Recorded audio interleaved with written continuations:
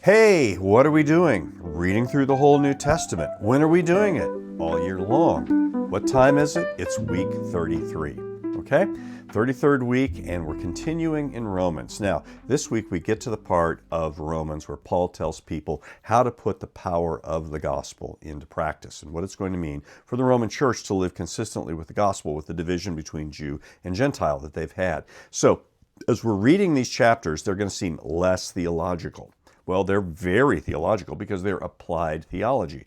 Theology applied to the way we live on a day-to-day basis. A lot of this can be kind of reduced to short sayings that remind us how we're to live, and there's every reason to do that by way of memory, but also think about how the ideas link together. So, in Romans chapter 12, be transformed by the renewing of your mind as you're offering yourself as a living sacrifice to God in response to the gospel. And that means not being like the world, meaning selfish and tribalistic, and not thinking more highly of yourself than you ought. First thing that Paul says after he talks about the transformed mind. Don't think more highly of yourself, but give honor to others. You depend on those people, so don't do vengeance, do humility. This is the application of the power of God for salvation when there are differences between Jews and Gentiles, rich and poor, slave and free, male and female, etc., etc., etc., etc. Okay, Romans 13, often widely quoted as kind of a Christian political philosophy. Well, it has a part in a Christian political philosophy. Don't be disorderly, because even a pagan, corrupt, very imperfect government like the imperial government of Rome, under who is it? Nero, you've heard of him, bit of a nutcase. Even that government enforces a modicum of justice for the common good. So think more about others than you do about yourself in those circumstances. But also, don't live like the pagans in their dissipation and their immorality, but love each other. Okay, that's what they're missing. So you're really going beyond just obey the government in that regard.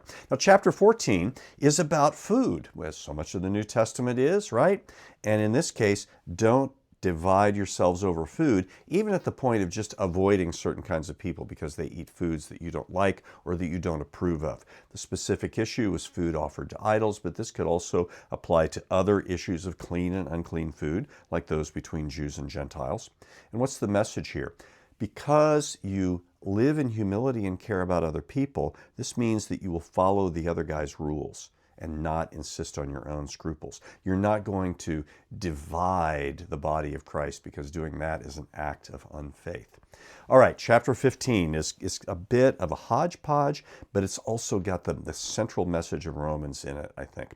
All of this, Paul says, is following Christ's example, because he served the circumcised for the sake of all, including especially the uncircumcised. So verse 7 is the theme of the book.